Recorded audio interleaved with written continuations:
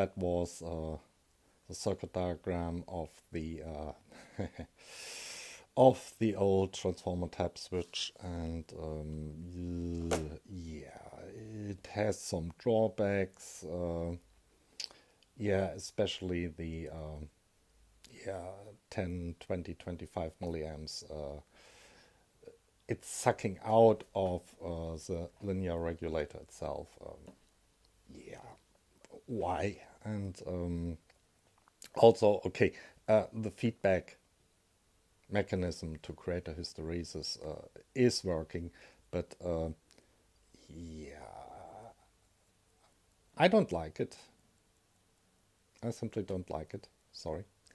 And it's not doing what I needed to do, because if you remember the design stuff, there I said the transformer tap switch basically has to switch on the delta between the output voltage. Yeah, that's my output voltage sense line, or that's that input line, and the actual voltage on the transformer tap with the yeah with yeah of the transformer tap. So yeah, let's come up with some circuit that does all this stuff. So the start is quite simple. Let's assume we have our positive rail of the transformer switch here. Then we simply take a voltage divider and, for good measures, let's make that one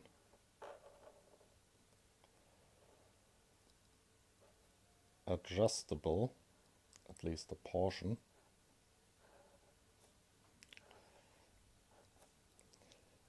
And that goes to our positive terminal. Now we have a voltage difference between the positive terminal and our positive rail in our transformer switch. And a very simple technique is here, just take a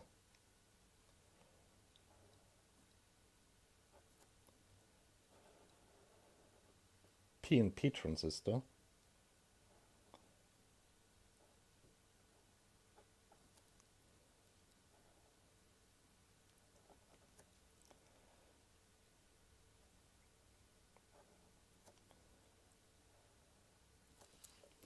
so we need here for this transistor to switch on, let's say 0.6 volts. As soon as that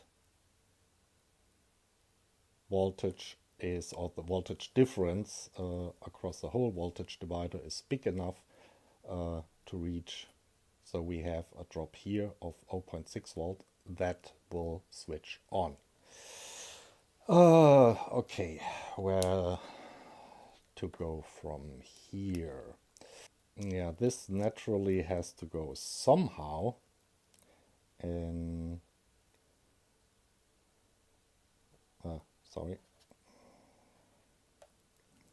somehow into another transistor, which switches our relay. Yeah.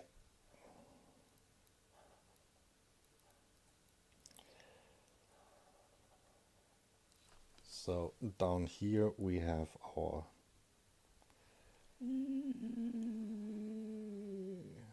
the negative rail, and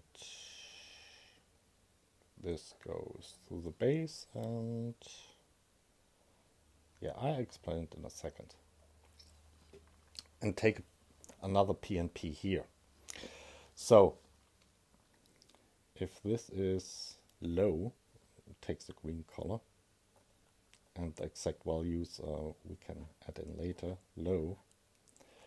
This one here is on.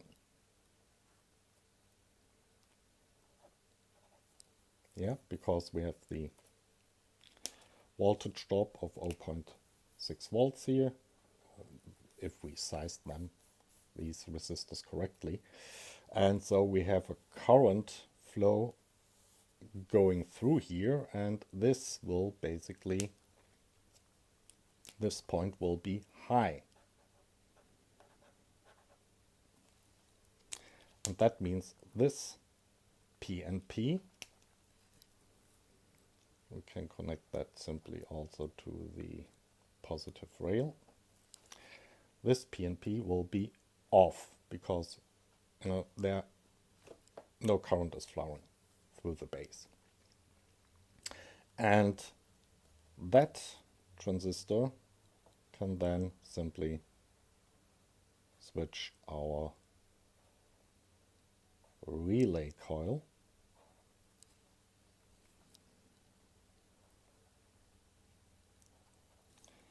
and of course we need a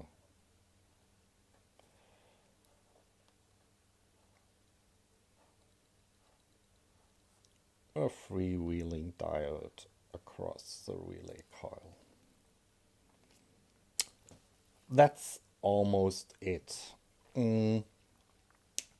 So almost. So this is low, this is on, this is high. So this one is off. And if this transistor is off, this point here is also low. Yeah, no current is flowing, so this is basically through the relay connected to ground. This doesn't exist. So this is also low here.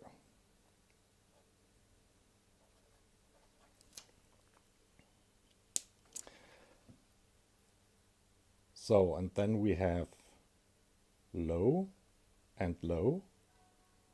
That's perfect. We can then have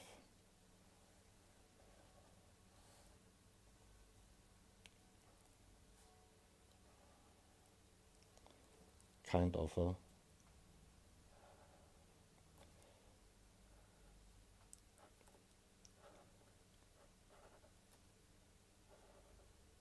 positive feedback to the base of our transistor.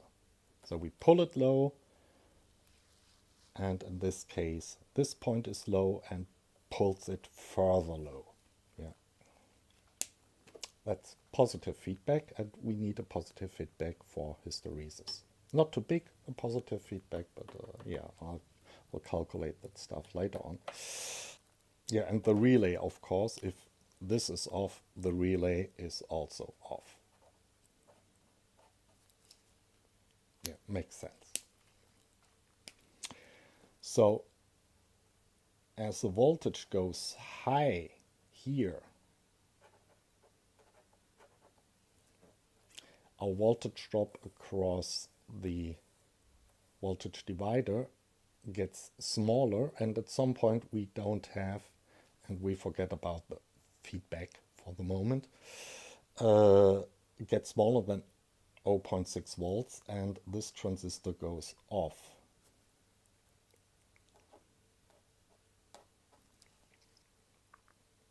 And if that transistor goes off, yeah, it's no longer here, this point is simply connected through our ground rail and goes low. And if this point is low, current can flow through the base and this resistor, yeah, and switches that thing on. And as soon as that is on, the relay is on. if we now take our relay,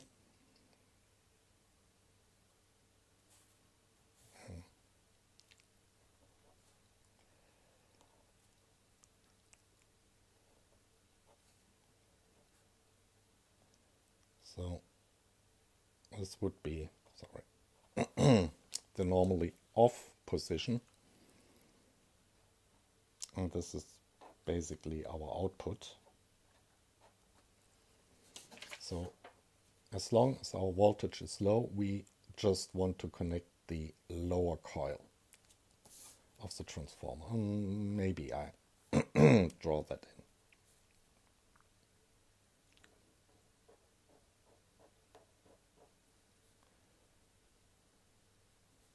Okay, and I define this as neutral AC.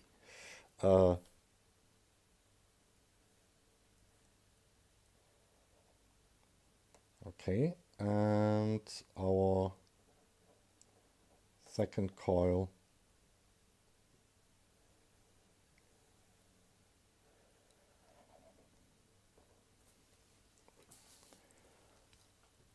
if the output voltage goes higher, this goes off, this goes low, this goes low, this goes on, I switch over to using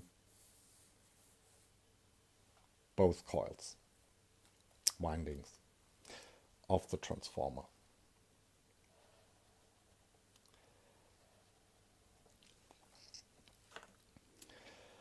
So far, so good. Something's missing. Oh yeah, we have our positive and our negative rail. So yeah, I have to put in here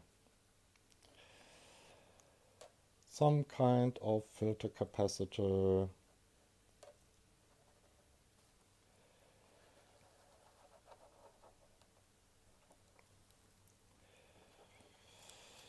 And then we probably need a rectifier. And the thing is, in the old circuit, we take most stable voltage here to switch the first transistor. Yeah, that comes from the output of the linear regulator. Now we are comparing the output of the linear regulator to our rail here. That means if that rail is has too much of a ripple voltage, not good. So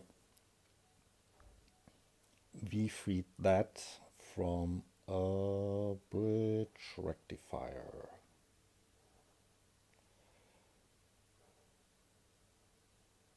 Yeah, the diodes are oriented that way.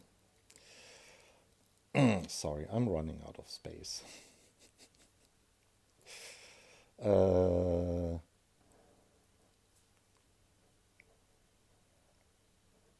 Yeah, a little bit convoluted, but it goes down here. Okay, and now we need to connect one side with the neutral of our rectifier, of our transformer, and the other side with our lower rail. Yeah, that was our, where is it? Our sense line. Which incidentally, but let me first draw it in.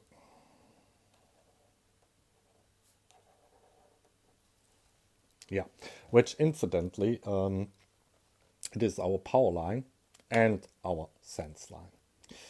And yeah, the input voltage here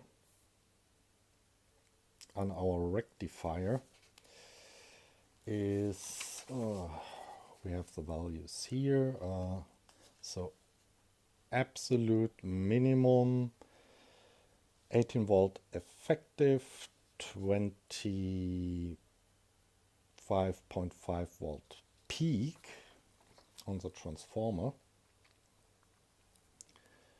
So we have here AC 18.0, sorry,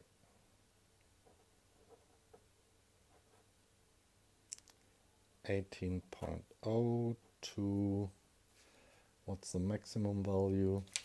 I'm just looking at that sheet. The absolute maximum value would be 24.6, and this is volts effective, and in peak values that's 25.5 to 34.8 volts peak. And now it's time to make some decisions about what parts we should use here. Yeah, give me a minute. So yeah,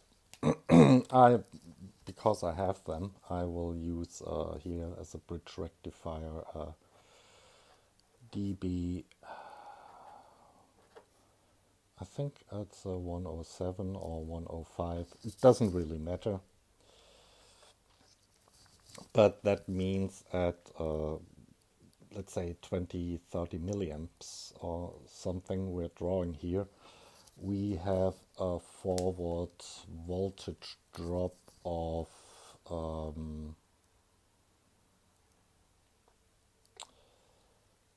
yeah, let's say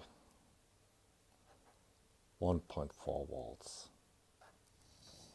Okay. And for the trannies, I decided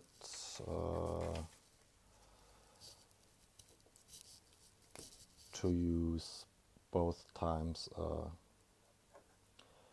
BC 557.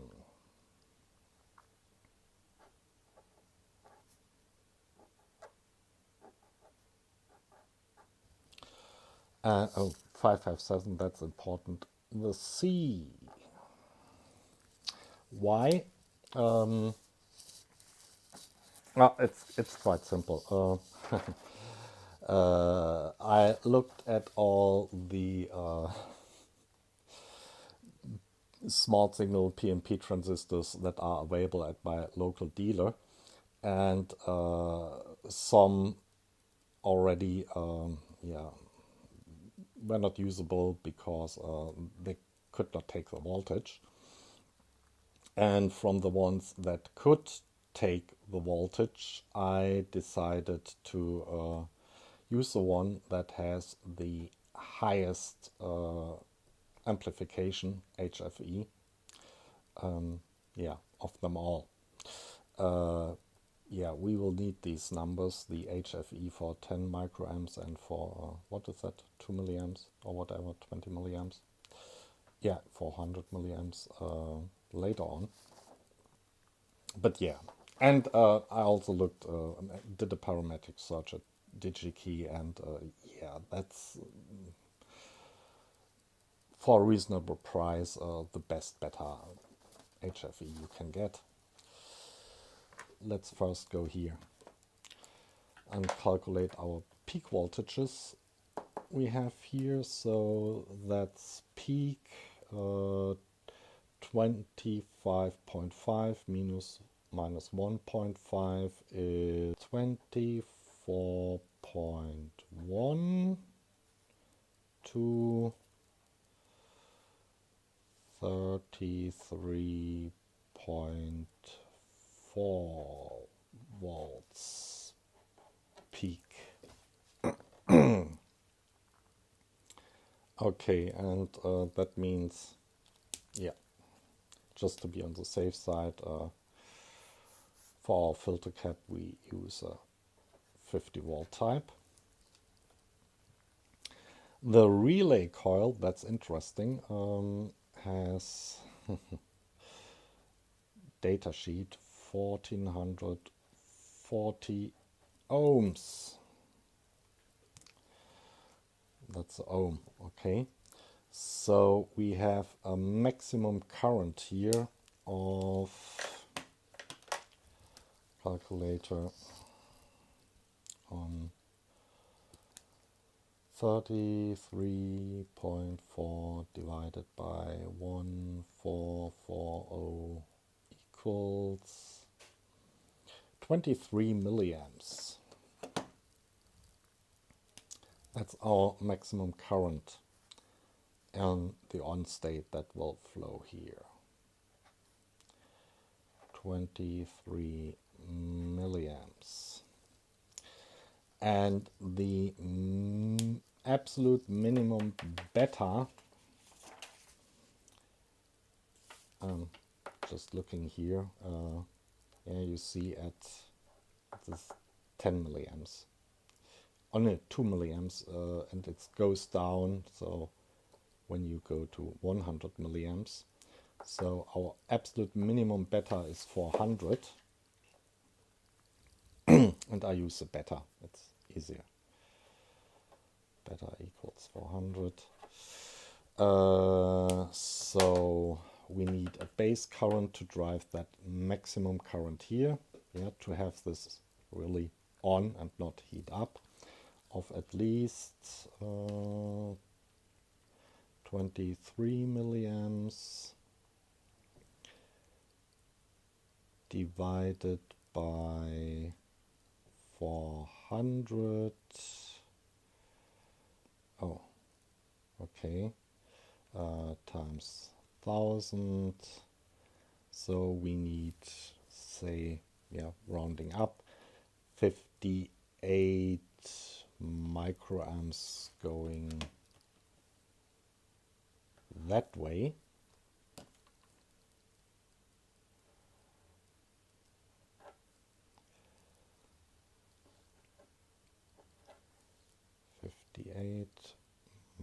Microamps going this way through this resistor. So yeah, let's calculate the resistor here. Now take the minimum voltage. Yeah, so yeah, we make this a little bit smaller than necessary. So I said now we have 24.1 volt peak divided by 58 microamps. That gives, yeah, 4 minus 1. Okay, that's 415 kilo ohms. Are there 415? Yeah, of course there are 415 kilo ohm resistors. Give me a second. Yeah, let's be on the safe side and say this is 390K. Then again, we can calculate the maximum current going through here at the maximum voltage. You see, I'm always alternating between yeah, minimum and maximum. So yeah, it's again a worst case, best case. So I can be sure whatever the voltage is here, this transistor or these transistors are fully on or fully off. So we are not going using them yeah, as regulators, just as switches. So so maximum current here is again my 33.4 volts divided by 390K. This is then, let's say, 86 microamps. So going down here is 86 microamps. And oops,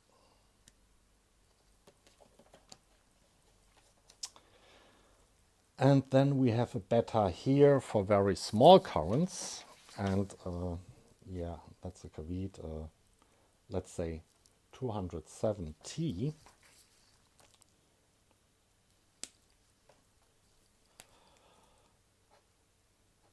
Beta of 207T. So we take these 86 microamps, 86 divided by 270. So we need a base current of 0.32 microamps, which is basically nothing. 0.32 microamps have to flow out of here. 0.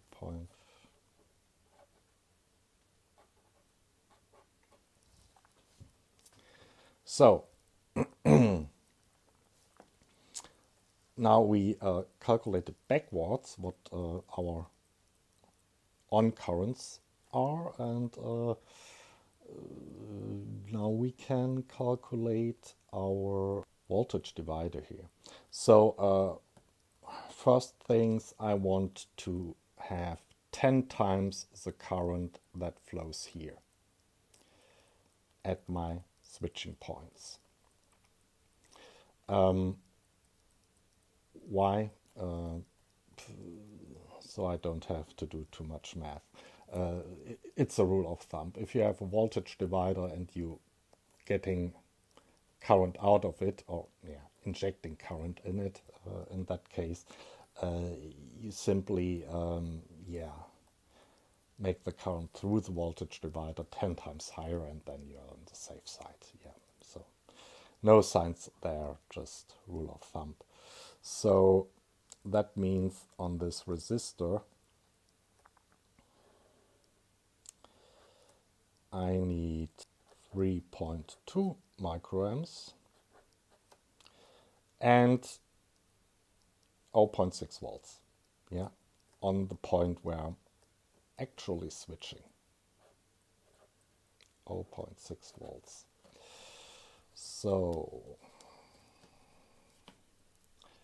0.6 volts divided by 3.2 microamps is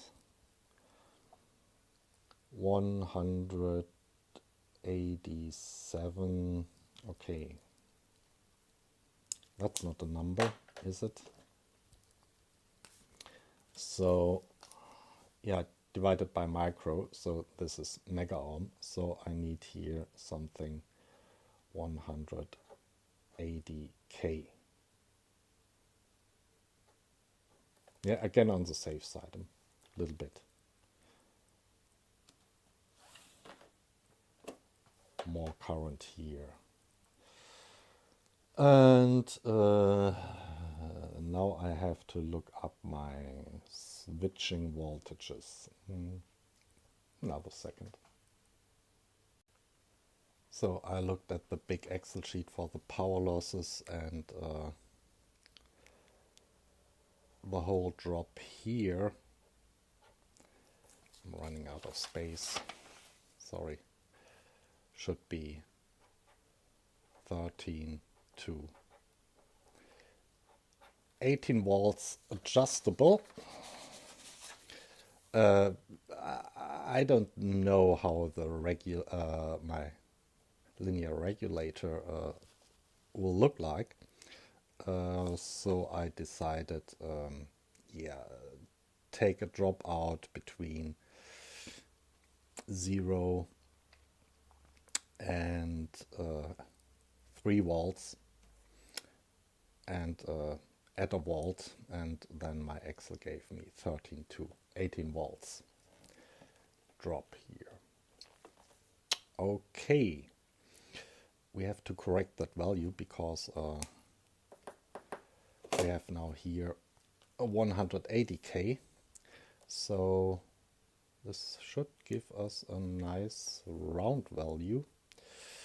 So 0.6 volts divided by 180k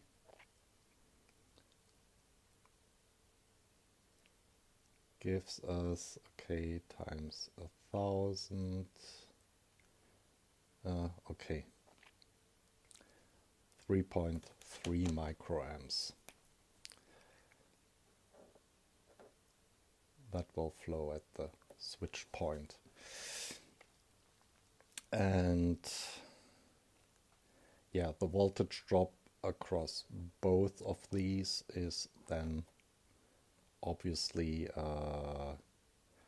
13 minus 0.6 is then 12.3 to 18 minus the 0.6 we have here, 12.4 of course, 17.4 volts.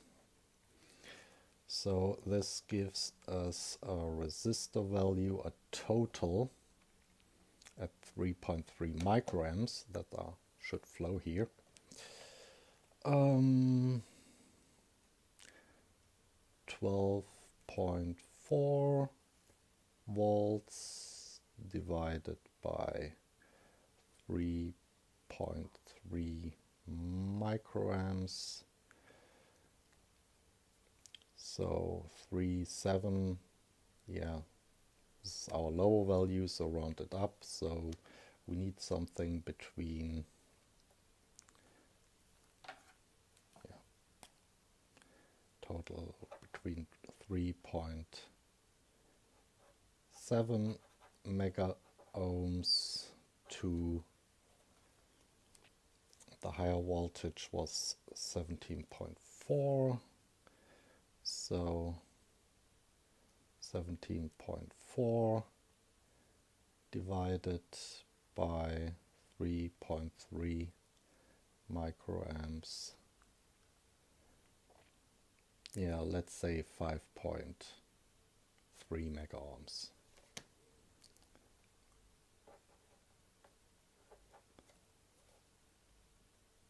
Yeah, 5.3 mega ohms.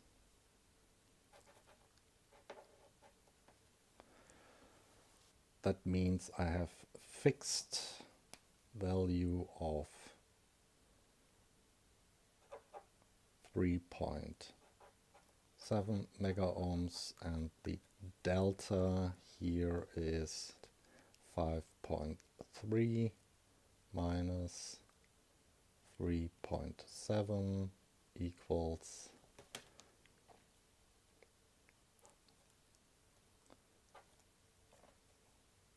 1.6 mega ohms. Now I probably don't have a 1.6 mega ohm pot. And yeah, give me a second. 3.7, what's available here? So yeah, let us take here 3.3 mega ohms standard value, and for the pot 2 mega ohms. That will give us quite a big range here, but to adjust. But I guess that's okay. Yeah, feedback resistor. How to calculate that one? Take a very high value. No, seriously. We could look at these simply as voltage adders. So yeah, current is flowing here to a specified voltage. This is as a specified point, 0.6 volt when we're switching. And we want a hysteresis, I don't know, in the order of magnitude 1, 2, 3 volts, something like that. So our resistor here, and we're adding here, if we look at this as adder circuit, voltage adder, um, basically say 15 volts, somewhere in the middle, 15 volts over a total value of 5.3 max. And then we want to add another volt here. So,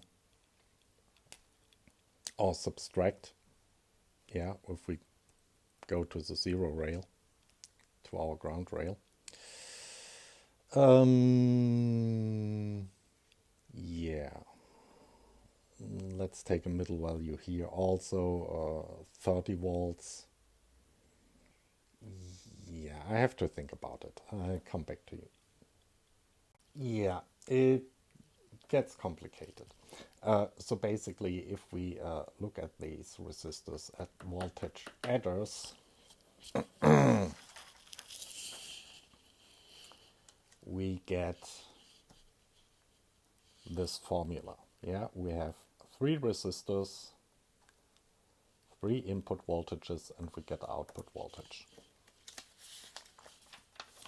And we can ignore the base current because, yeah, from the start we did the current here 10 times bigger than the base current. So yeah, we have here the first resistor with a voltage, and for the sake of argument, just for calculation, I define this point here at 0 volts. Then we have this resistor coming in at minus 13 to 18 volts, yeah, depending what your switch point is. I will take the middle values here. And then we have that resistor down to ground. We can ignore the 1400 ohms here,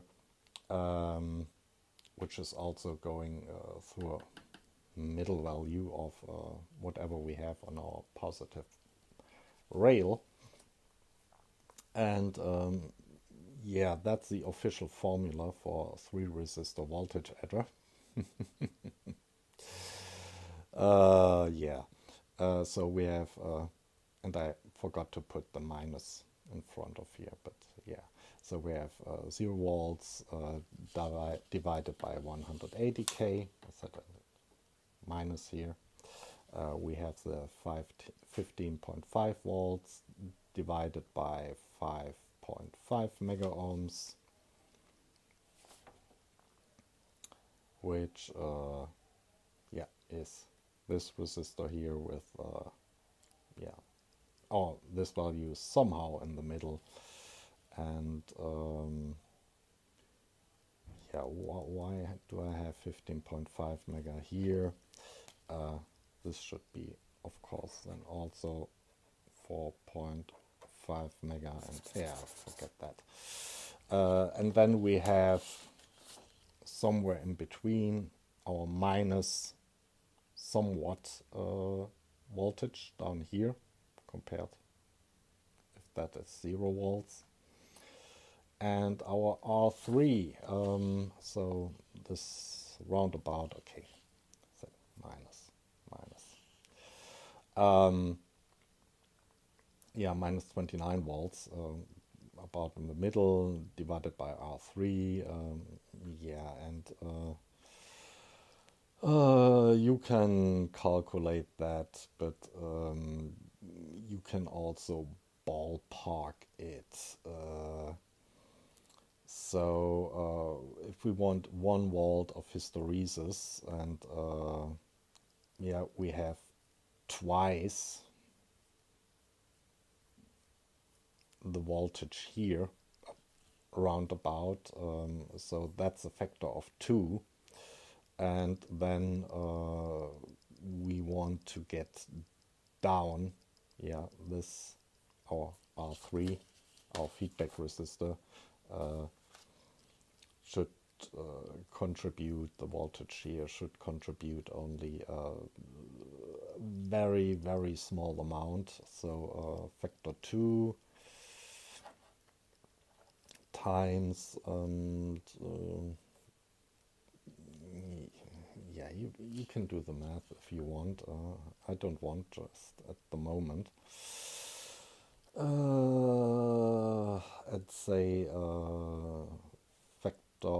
another factor of 10 will get us from about 30 volts to 3 volts. So yeah, then we have a factor of 20, and we take that. This is very small compared to this one, and yeah, just forget about it. So 5 meg times 20, yeah, 100 meg ohms. Okay, this is really something for Excel spreadsheet, and I don't want to do that now, just for prototyping. So yeah, 100 meg ohms should give us a reasonable hysteresis of some volts.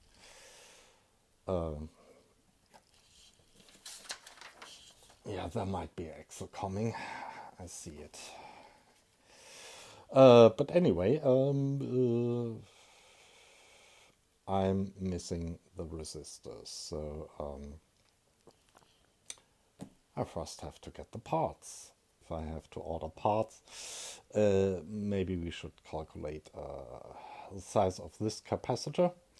These DB107, I think, bridge rectifiers, small dip packages. I have them, but what do I need for as a capacitor? I have another sheet of paper, so you know the formula, your capacity you need for a certain current over your frequency here in Europe. That would be 100 times the ripple voltage we want to tolerate.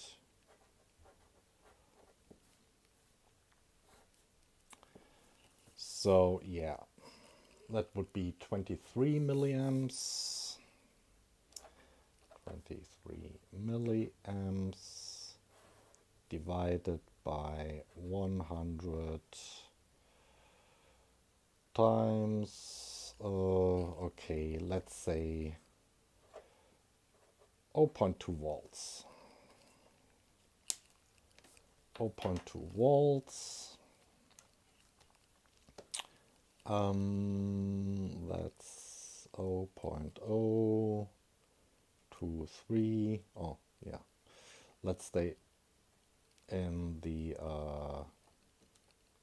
milliamp from the start. So 23 milliamps divided by 100 times 0.2 gives us 20 equals 1.15.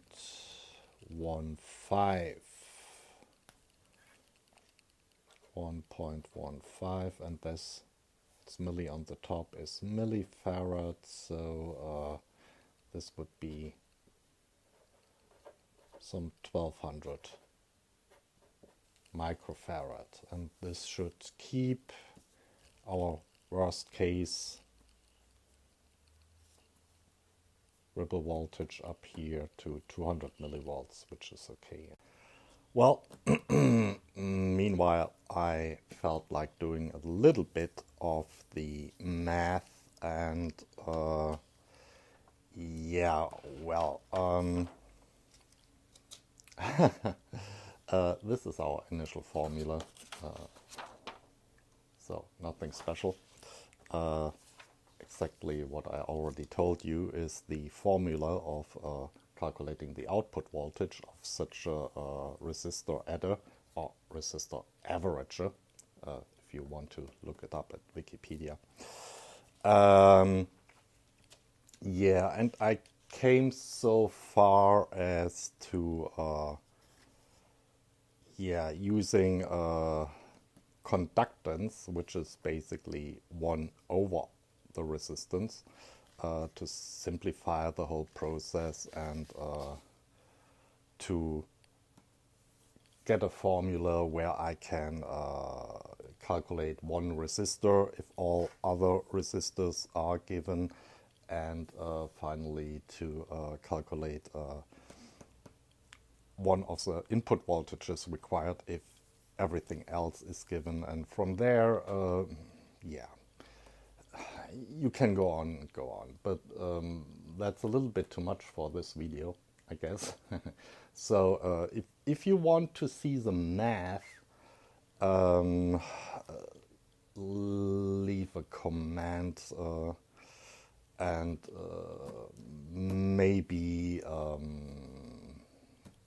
yeah, I don't want to promise it because it's quite laborious, you know, but maybe I got bored sometime on the train also and I can do it. Anyway, I also done, when I was bored on the train, the Excel, which basically just calculates these formulas for different values, and we can play with that a little. And I've done the Excel board on the train. So this is really just calculating this formula with these values. Yeah, our voltage adder averager. So and the values are for V1 is always 0 and R1 is that 180 kilo ohm resistor. So for ease of calculation, our positive rail is defined as 0 volts and then everything else is negative. Yeah, V2 is over at the moment 3.3 mega ohms is our sense input here to our positive binding post, and with the pot on minimum setting, so 0, so 3.3 mega ohms left. And yeah, I say our output voltage is minus 20 currently, as the starting value below that rail. And we have our 100 mega ohm feedback resistor, which, if this is on, this is off. So basically we can ignore the 14,400 ohms, 14,400 ohms, and this goes directly to ground. Let's say to our negative rail in this case, and I took the average value of our expected voltages here at the positive rail, which is 28.75. And yeah, I'm in Germany, so comma is decimal point. Live with it. So now we can simulate our circuit completely without Spice. Sorry for the pun. So let's say our delta is down to minus 15. Yeah, we're here at minus 1 volt, so the transistor is completely on. And minus 15, okay, we're going down. Can take bigger steps, minus 12. Now we're approaching our limit, minus 11. Minus 11 point, 10.5. Yeah. Okay, I won't fiddle with tenth of volts here. So our switching point when the output voltage rises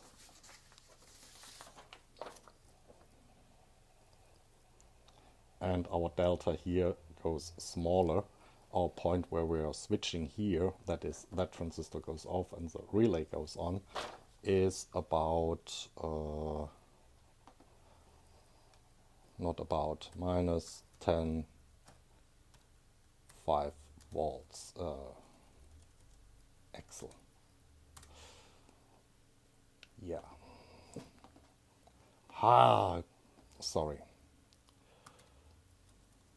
Minus 10, 5. Okay. This is ohms. I hate Excel. No, I don't hate it, but yeah.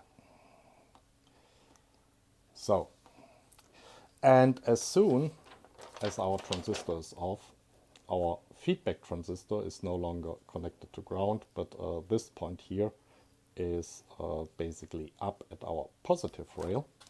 So I can copy, so basically positive rail is 0, so this is 0, and this goes even further down. Now when we increase the delta again, minus 11, okay, still not switched on, our transistor, minus 12, almost, minus 11.5, not quite, so let's say 12 volts. So at, sorry, minus 12 of course. So at minus 12, we're switching back. So we have a hysteresis of, roughly 1.5 volts. Now if I turn the pot to maximum and have here 5.3 mega ohms, you see I cheated, I already calculated that beforehand, so I don't need a calculator. Oh, it's off. So we start at, again, as the delta of minus 20. Okay, we are below 0.6 volts, so minus 17. Still on. Minus 16. It's off. Minus 16.5. Yeah, good enough. So with the pot turned to maximum, we switch on the relay, switch off the transistor, switch on the relay at minus 16.5. And then our feedback voltage again goes back to 0. And now we can increase the delta again, minus 17, nothing happens, minus 18, still nothing happens, minus 18.5, and we're switching on again at minus 18.5 volts. Now my design values were 13 to 18 volts, and you can clearly see that after all the rounding stuff and not taking the feedback into the calculation because I was too lazy, we are the V volt off, but yeah, as initial value, it's good enough, and I think we can build now the circuit and play with it a little bit on the breadboard. That is in the next video. Until then, bye.